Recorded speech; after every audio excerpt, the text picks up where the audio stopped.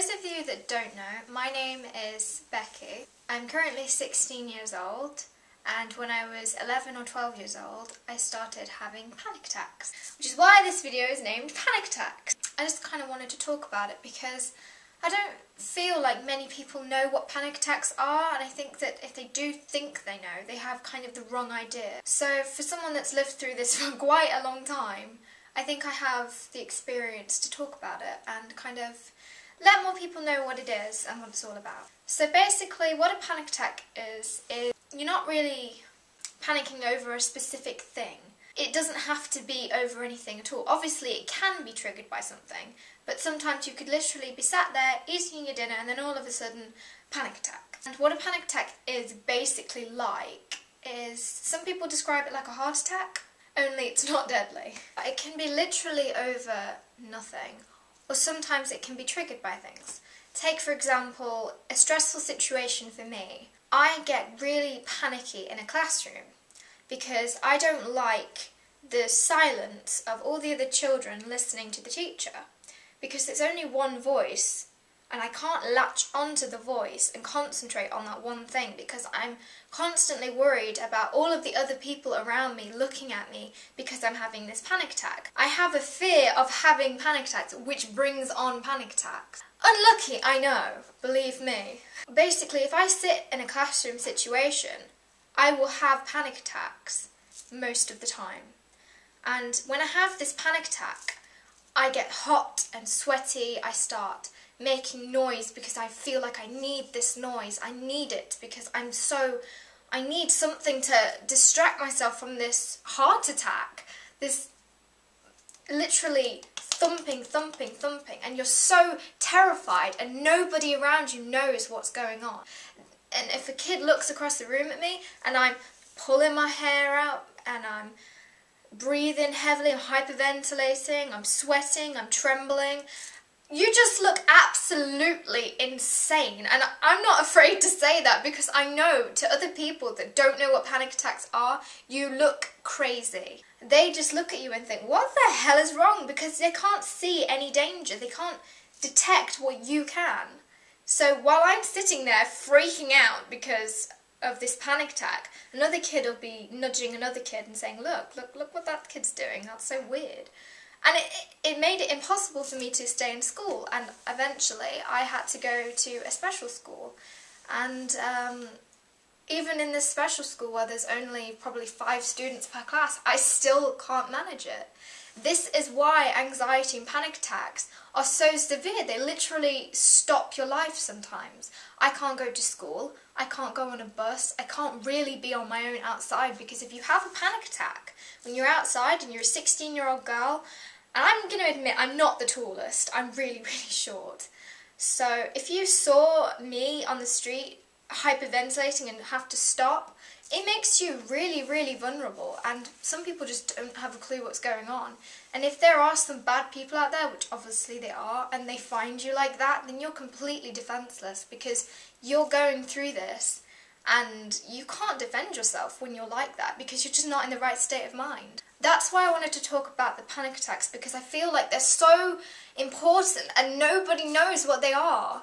It's like they think that a panic attack is you get worked up over something and then you get clumsy and a bit, but it's not that. It's so much worse than that. And I feel like if we don't talk about it and get the message out there about panic attacks or trichotillomania, which is another thing that I suffer from, if we don't get this out there, then other people are going to have to go through all of this without any support at all. Now I go to a special unit where I get counselling, and this counsellor I don't really think she knows what she's doing, to be perfectly honest, because they just don't know how to handle me. And there's so many people out there with panic attacks and anxiety and trichotillomania, and nobody knows how to handle them. And I just feel like it needs to be dealt with better, because if you're going through this, you're completely alone because no one understands. My family, bless them, have tried so hard to kind of support me, but there's just nothing they can do for me because they don't know how. and you can try to explain to them a million times and they'll never understand because they don't go through the same thing. They don't feel it. They don't understand why, if you know you're perfectly fine and it's just a panic attack, why do you still panic? It pisses me off, to be honest. If you know, okay, I've been through these panic attacks for so long now, so surely I should know. They're not going to kill me. You're going to be fine. Stop. No.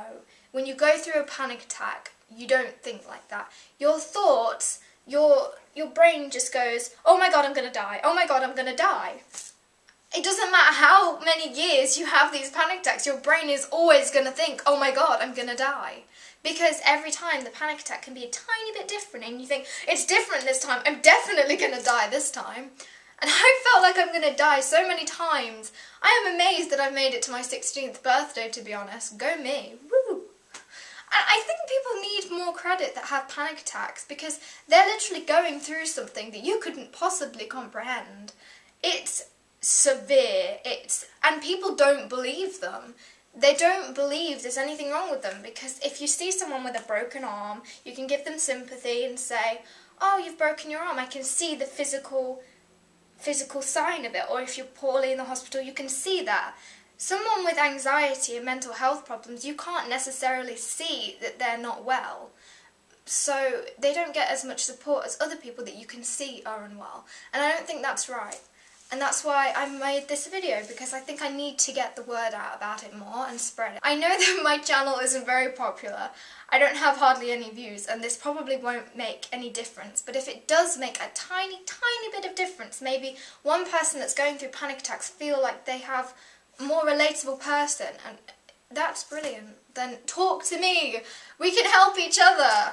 And if you don't have panic attacks and you want to know more about panic attacks because maybe you know someone with it or you're just interested, then you can talk to me as well.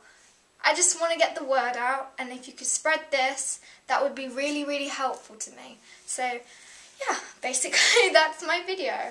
I'm really sorry I kept rambling, but it's kind of important to me, and I feel quite passionate about talking about it because it's something that's affected me for lots of years that I need to talk about sometimes, and that's why I made this YouTube channel. It's not about getting views, it's not about subscribers, it's about me being able to talk to people and trying to make a difference.